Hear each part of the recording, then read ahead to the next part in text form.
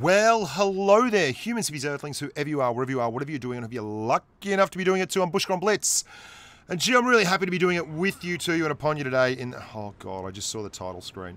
I had that in there as a placeholder. Gosh, it's the Foch, jazz hands. I don't know what I'm thinking sometimes when I put these things in.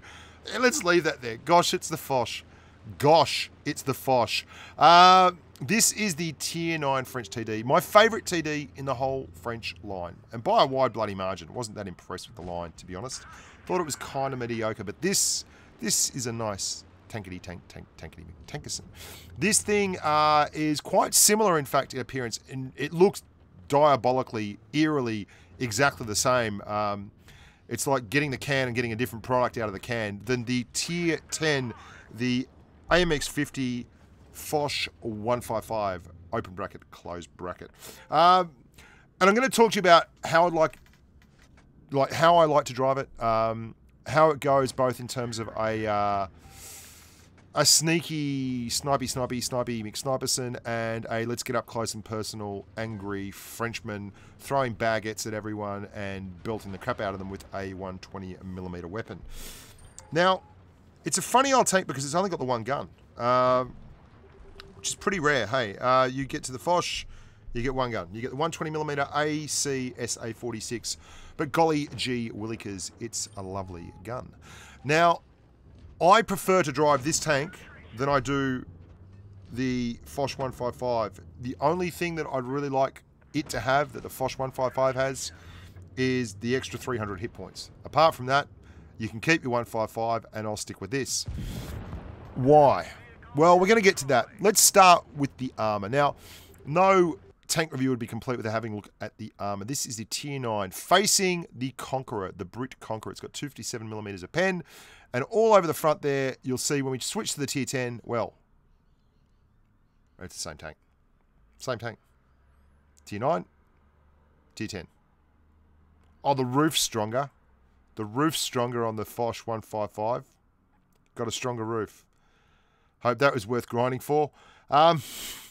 Sorry if I sound sarcastic and a little bit annoyed because that's 273 odd millimeters of pen on the front required to get through, which means you're going to be facing Tier 8s in the Foch and they have to get through 270 odd millimeters of pen. You can see even with 257 millimeters of pen, the Conqueror, which has a bloody good gun, is not able to get through. Second thing, gun traverse. The Foch has 10 degrees. Left and right. If someone pops out from behind that silo, wow, we can hit them. If someone pops up top and is on some sneaky hill up there that I don't know exists, but anyway, just pretending, you can hit them. In the 155, you have 6 degrees left and 6 degrees right. Now, look at the difference that makes when you're sniping. Now, why is this so important? Because if you move the tank to hit the guy that's popping out from behind the silo, the tracks move, the camo breaks, and you get spotted, which is really bad. Like, that's just tough. The other thing that is pretty odd with it is you've got really bad gun elevation. So if someone is above you in the AMX 50 Foch 155, you only have 12 degrees of gun elevation as opposed to the 18 degrees of the AMX 50 Foch. And there is nothing in the universe worse than having some spanner above you who doesn't know how to play, but you can't actually do anything because he's in a very, very tall place and you're in a very, very low place. So that's an issue. Just running through some numbers there for you at the bottom of the screen. The other thing that is really, really interesting is that this tank has 6 degrees of gun depression, whereas the Foch 155 has 5.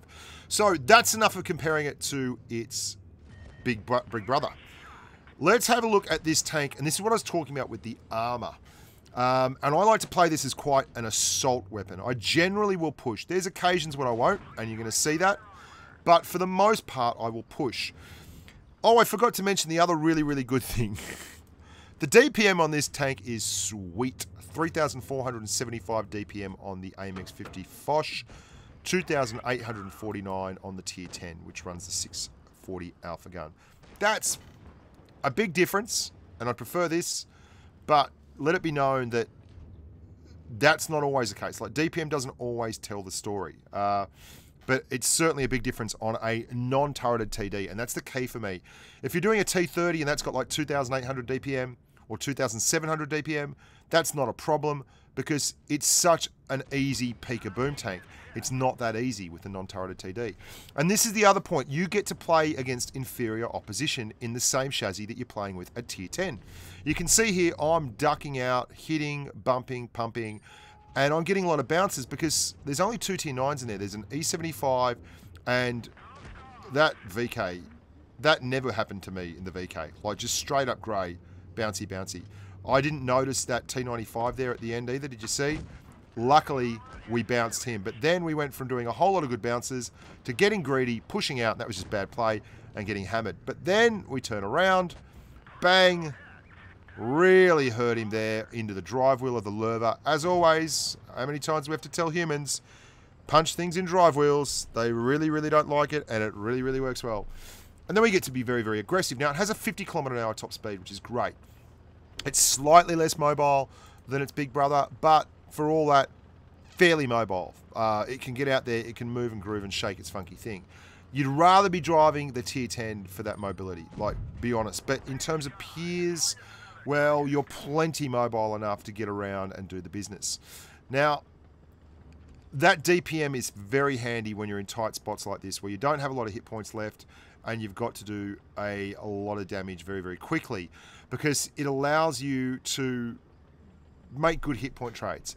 The mobility, though, is something that you'll see coming to the fore in just a second. What I'm going to do here is track that T95, angle up hard, get the bounce, and you can see how I angle up there. That's a T95, so you can have struggles. He's got the 150mm gun, so we are able to get past him really, really quickly, turning all the time, and completely reset the fight over here and put a shot towards that T44 as we roll back out. And now he does a good job here, that 44. He actually gets me. Good on him. And with an AP shell, I would suggest he either got me through a drive wheel, the lower plate, but more than likely, he hit me up top. There's the ST1. Very, very tough tank, the ST1. We're going to get a nice shot on the T44. The Traverse is more than quick enough to pull off those kind of shots. I quite like the balance in terms of the Traverse and the gun itself. And then we're pushing around the corner back into the 150 on the T95. So you can see there, that's driving it pretty aggressively. That's getting up close and personal, getting a steel wall in that one, in fact. And then we see it with my mate Cam. Now, Cam is driving in the Leopard PTA tank we both really love. But, yeah, it's an interesting one. And again, it's a tier 8 game. You want to see funny here, actually. And you'll see what I'm doing here. I'm using the hill, and I'm just playing it in a very, very traditional, non-strike force, letting Cam do damage and spot targets for me, and just basically using that Leopard PTA mobility. That experimental down there is a tough pen, hey. That is a tough pen. Have a look at that. I mean, we've got 260mm of pen on our AP rounds. We end up switching to APCR, and there's still parts of that tank which look like a nasty pen. A lot of respect for that tank. It's a low-key, strong tank. A lot of people don't talk about it, don't realise what kind of tank it is, but it can be devastatingly effective. And we're just backing up, back and forth. Cam's doing yeoman's work over there. Sorry, he's in the ST AMX 5120. What am I thinking? Wrong platoon. He was in the Leopard PTA. And he's holding serve there. Now, we're running a very, very simple strat. Watch this. I didn't hit the tank. I hit the ground. I hit the ground, and the HE splashed underneath it and did 164 damage. Little things like that make me happy. We're down a couple of tanks, and we're playing a very, very traditional role here. And you're going to see why, because Cam has been very, very, very conservative. He's been hanging there. He hasn't had the support to go forward, really. So he's been playing the right way. And now Camo is going to spot everyone for me. Camiro is going to spot everyone for me. I know there's someone in D. I tell him, I've got your back, mate. All you've got to do is stay there. And together we can conquer the world. Love lifts us up where we belong. You are the wind beneath my wings. And he started crying and he said, Bushker, I love you too. And I said, Cam, I'm pretty emotional, mate. I feel great. Thanks for having me. Then this RU came around the corner and Cam smacked him. And again, M46 Patton rolls forward. Cakes a huge belt to the cake hole because Cam has a massive angel on his shoulder and he thought that came from Cam. I take another shot at him and we nut him. Very, very simple stuff. Very, very solid, old school tanking. Let's all sit there on a hill in Canal and farm damage. And this is really farming damage. It's neither here nor there in terms of amazing gameplay, but you can see that the gun does the job. Now, you've seen it move very quickly, change positions, bounce a lot of shots, put in effective damage and have a big role in carrying a game. And then you saw it back off and the gun is excellent. More than capable of doing big things and putting out big damage numbers. Because the DPM is excellent, the dispersion is just fine. 0.321 will get the job done. It's not great, but it's just fine. And 260mm of AP pen, likewise, will also get the job done. It can struggle, though, when you get up-tiered. Now, you're going to see here, this is an example. I thought it would only be fair to show you this. Now, I play it quite aggressively. Now, this is the problem at Tier 10. The Tier 10 meta at the moment, you get a lot of 183s and a lot of Jaegeroos, a lot of big, like you can see there, we've got 268s and 183s and E4 on the other team as well.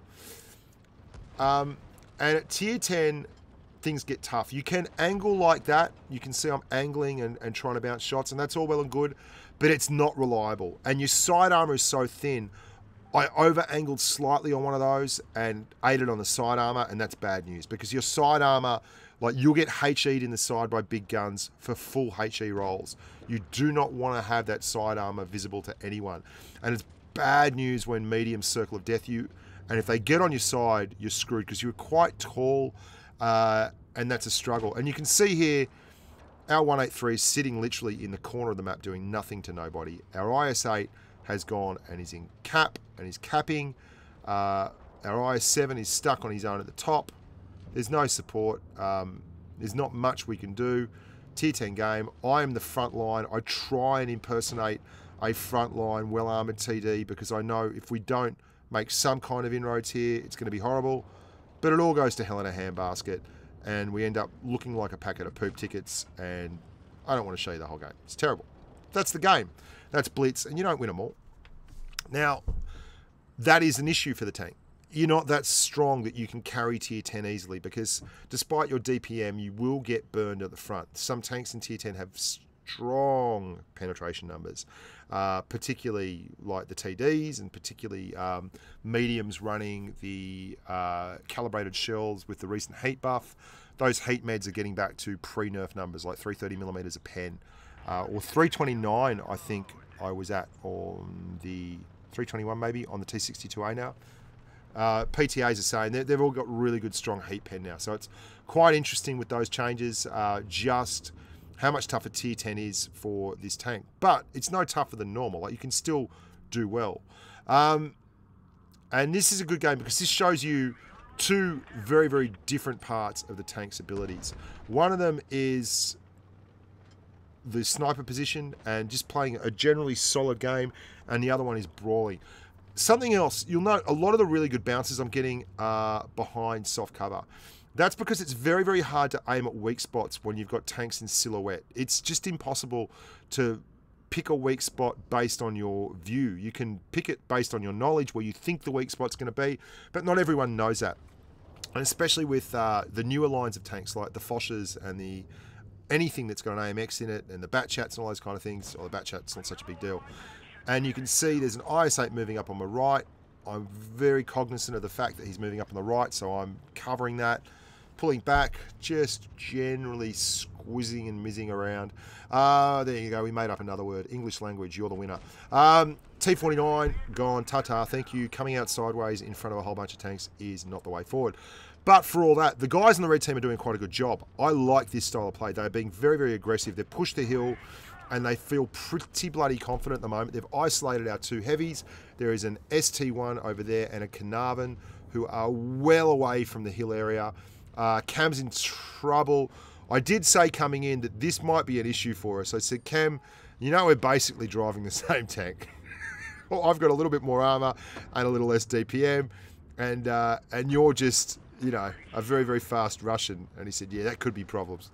but we'll do it anyway. So he's running the 122.54, which is a whole different kettle of fish. And I probably do need to do another review on the 122.54.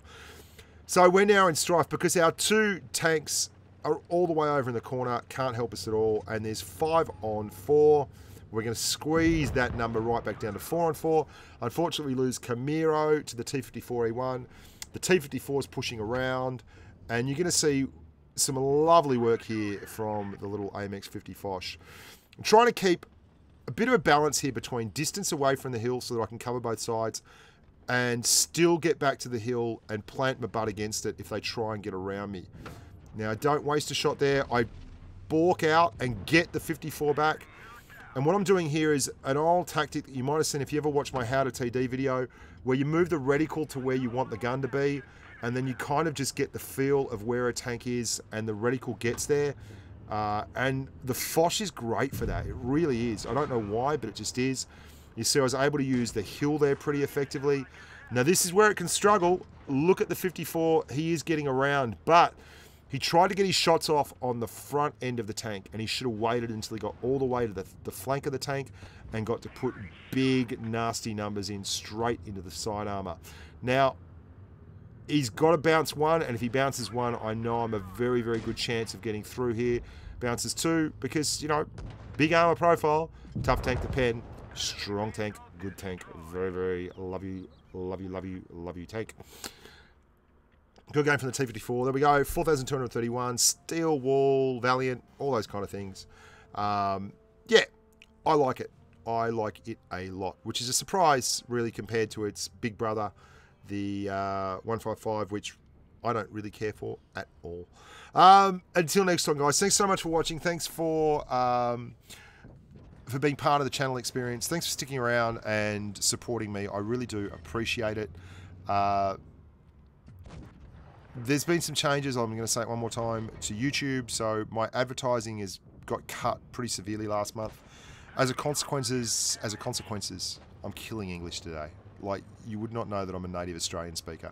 And we can't call Australian English, really, because, you know, fair suck of a battered salve. I'd be fat as a doctor's wallet or as ugly as a truck driver's armpit before I called it English.